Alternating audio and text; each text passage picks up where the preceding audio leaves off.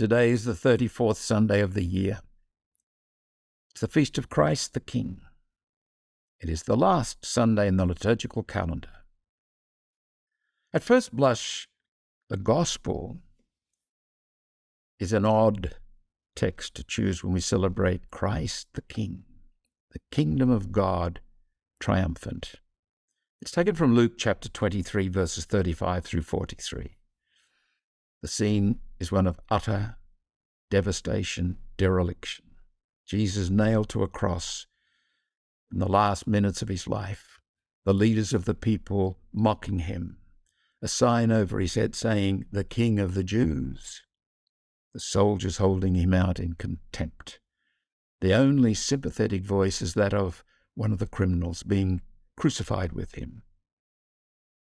"Remember me when you come into your kingdom." Is it possible that this man had heard Jesus proclaim the kingdom?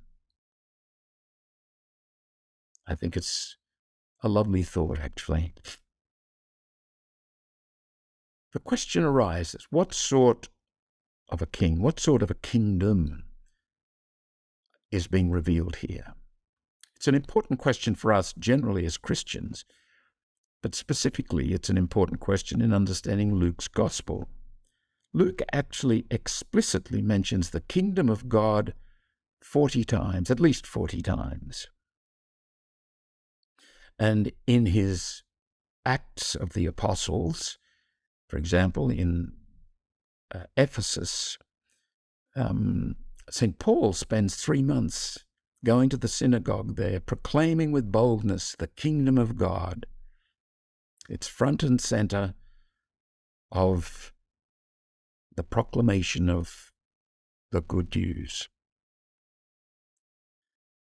Vulnerability is also front and center of this kingdom and this king, the ability to be wounded. More than that, the willingness to live, to embrace, to submit to that truth of being able to be wounded.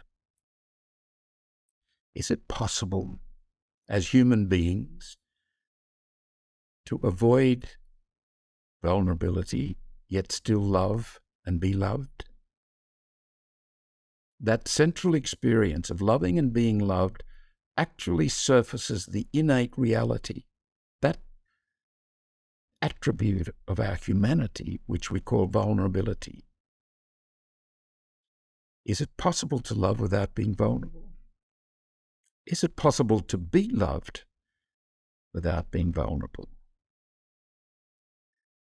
Imagine, if you will, a society in which most of the people are at ease with this reality, this connection between loving, being human, and being vulnerable. They're a package. Have one, have them all. Avoid one, lose them all. It's part of our being human. In St. Paul's first letter to the Corinthians, there's a beautiful hymn to love. It is often chosen by people when they get married. 1 Corinthians 13, and the first verses of that chapter. Verses 4 through 7, I think, are perhaps more important than the affirmation of love. Luke gets very, very concrete, very practical. Love is patient. Love is kind. Love is never rude.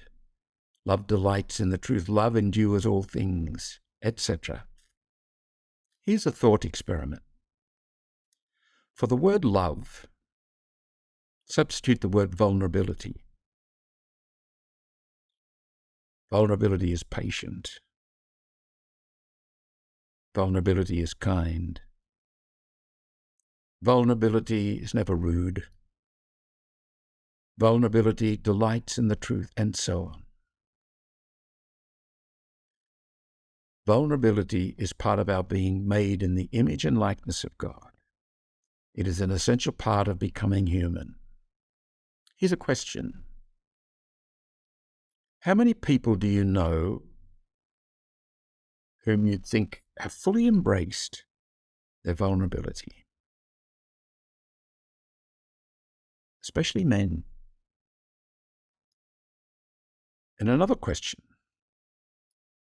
is it possible that violence is a symptom of suppressed vulnerability? What is revealed to us in today's scene on Calvary is one of the divine attributes. It is vulnerability, able to be wounded. Our God is a vulnerable God. What is also revealed implicitly, that applies to us. We are made in the image and likeness of this vulnerable God. To be human is to be vulnerable. If we are to come alive, to be fully human, somehow or other, we have to A, discover that vulnerability, which means being loved, and B, embrace it, which means our capacity to love. This is quite rightly, quite appropriately, this text on Calvary, the triumph of the kingdom, the triumph of the King, the triumph of humanity over inhumanity.